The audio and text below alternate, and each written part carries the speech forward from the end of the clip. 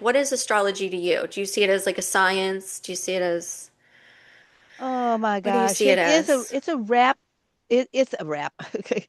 It's a Yeah. map. Yeah. It's a map to our being is a reflection of the cosmos. Hmm. So when a being on our 3D earth plane and now multidimensional, we're more multidimensional and we're waking up to that right now. Yeah. But when we are born and we take our first breath, what is in our how the planets are aligned in our solar system, how they are aligned in the cosmos is kind of like stamped in our energy pattern for this particular lifetime. Hmm. Okay. So astrology to me is a reflection of the cosmos and how we are demonstrating that as we live our experience in our journey this particular lifetime. Now, Yeah. there are many children being born now, probably from the late 70s, that was the indigo children, and then they have the crystal children and the rainbow children. I can't keep up with all of them, but Yeah.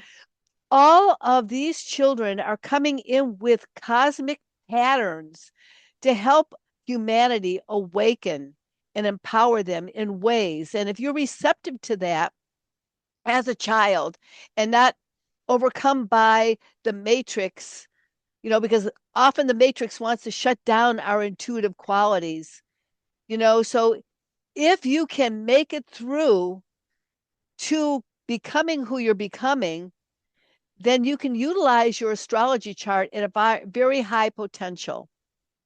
Yeah. Yeah, absolutely. And I think Dolores Cannon, well, a lot of people have talked about what you're referring to, the rainbow children, the crystal children. Yeah. And so that started in the 70s, you say, and it's just been Well, yeah. I was Well, born in 1950, yeah. and I think it started coming in the late 40s. Hmm. I mean, actually, let's go back farther. I would say it was coming in the late 1800s Hmm. because there were the the theosophists and Yep. all these ancient people, spiritualism started coming in the late 1800s, and it was kind of an introduction. And then little by little, it started coming in. And then I'm not even sure when there was UFO. I think I'm not sure what happened in the late 40s, but something happened with some kind of UFO thing. And Yeah. then all of a sudden, people started waking up. I mean, they just started waking up. Yeah. Yeah, it was time. It was time.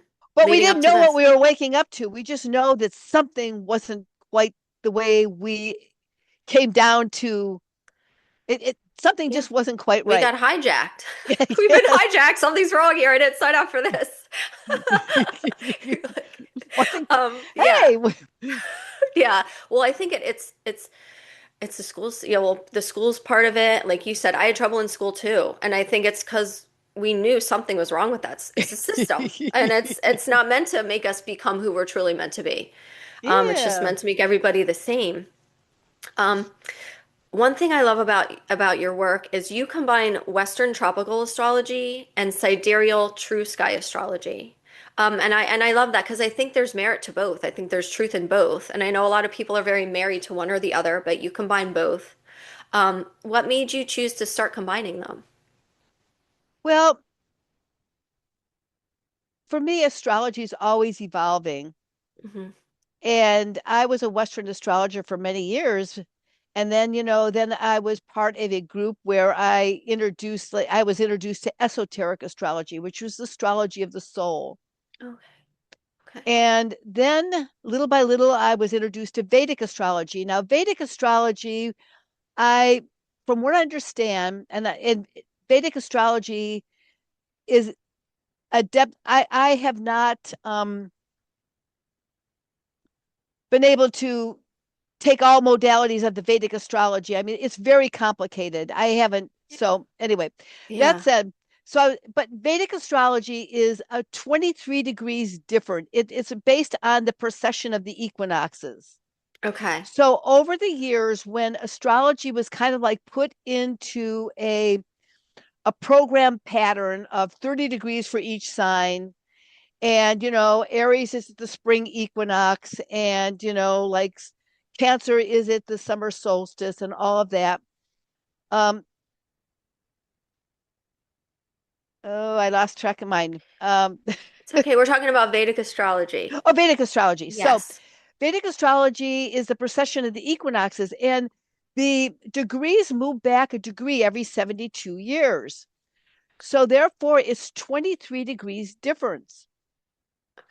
But then it still is a form or a modality of astrology where there's 30 degrees for each sign. So a few years ago, I was introduced to sidereal true sky astrology, where what was presented was that each of the constellations are not set, where the sign of Aries is like 23 degrees, the sign of Pisces is like 30 or 40 degrees. Each of the signs are not exact. So, therefore, when you are born and you look up at the sky and you look at the actual constellations, Hmm.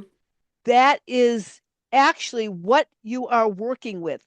But because we have the program of Western astrology for almost 2,000 years, we have that overlay.